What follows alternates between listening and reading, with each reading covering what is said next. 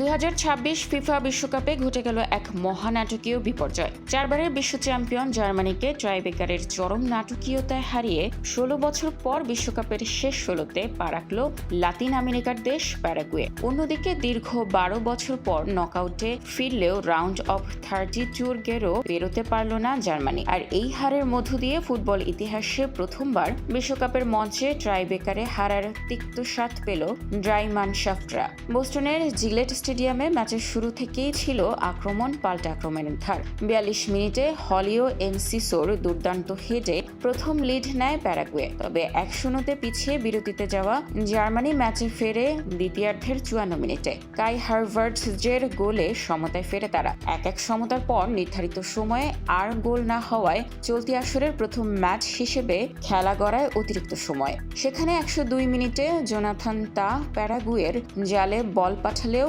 VAR দেখে ফাউলের কারণে গোলটি বাতিল করেন রেফারি।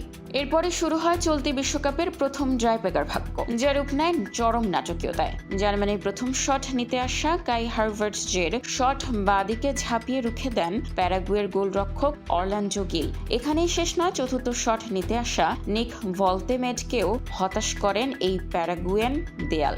তবে 2 সেভ খেয়েও ম্যাচে ফেরে জার্মানি। প্যারাগুয়ের সানব্রিয়ার শট বারে লেগে প্রতিহত হওয়ার পর পঞ্চম শটে ফ্যাবিয়ান বালবুয়েনাকে রুখে দিয়ে জার্মানিকে লাইফলাইন এনে দেন কিংবদন্তি কিপার ম্যানুয়েল নয়ার। রোমাঞ্চের চূড়ান্ত ধাপে খেলা গড়ায় সারেন্ডেতে। সেখানে জার্মানির জোনাথন তা নিজের শটটি আকাশে উড়িয়ে দিলে স্তব্ধ হয়ে যায় পুরো জার্মানি। আর পরের শটেই হোসে ক্যানেলে জালের দেখা পেয়ে প্যারাগুয়েকে ভাসান রূপকথার জয়োল্লাসে। 2010 সালের পর প্রথমবার শেষ 16তে ওঠা প্যারাগুয়ে কোয়ার্টারে ওঠার লড়াইয়ে মুখোমুখি হবে ফ্রান্স ও সুইডেন ম্যাচের জয়ী দলের। স্পোর্টস ডেস্ক, খোলা কাগজ, ঢাকা।